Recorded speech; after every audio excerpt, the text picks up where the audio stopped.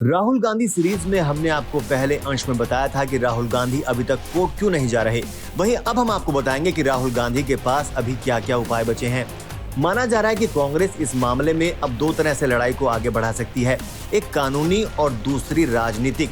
जहां तक कानूनी लड़ाई की बात है तो कांग्रेस इसके लिए दो मोर्चे पर तैयारी कर रही है। पहला है मानहानि के केस में दोषी करार दिए जाने के खिलाफ, वहीं दूसरा है 2 साल की सजा के आधार पर सदस्यता रद्द करने के नोटिफिकेशन के खिलाफ। मानहानि केस में राहुल की कन्वेंशन को रद्द नहीं किया जाता या उस पर रोक नहीं लगती तो उन्हें 1 महीने बाद 2 साल की सजा काटनी होगी और वो इसके लिए 6 साल बाद भी कोई चुनाव नहीं लड़ पाएंगे।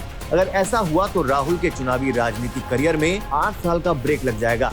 फिलहाल बीजेपी इस मुद्दे को ओबीसी समुदाय के अपमान से जोड़कर 2024 लोकसभा चुनाव और उससे पहले 9 राज्यों में होने वाले विधानसभा चुनाव में मुद्दा भुनाने में जुट जाएगी। वहीं दूसरी ओर कांग्रेस इस पूरे मामले को बीजेपी की सोची समझी साजिश का नतीजा बताने की कोशिश करेगी, जिससे वो दक्षिण भारत के साथ पूरे देश में सांत्वना वोट हासिल करना चाहेगी। 26 मार्च को राजघाट पर अपने भाषण में प्रियंका गांधी ने बीजेपी पर बड़ा आरोप लगाया, जहां उन्होंने कहा कि 13 अप्रैल 2019 को जिस पूर्णेश मोदी ने राहुल गांधी के खिलाफ आरोप लगाया था, पिछले साल उसी पूर्णेश मोदी ने खुद कोर्ट में इस मामले पर स्टे लगा दिया था।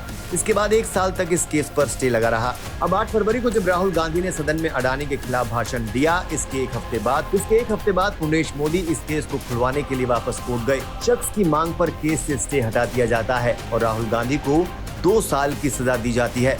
इसके बाद प्रियंका ने कहा कि जेल में लोग 10-10 साल से बंद होते हैं लेकिन सुनवाई नहीं होती। वहीं इस केस में तो सुनवाई भी तुरंत हुई, दोष भी तुरंत साबित हो गया और सजा भी तुरंत सुना दी गई।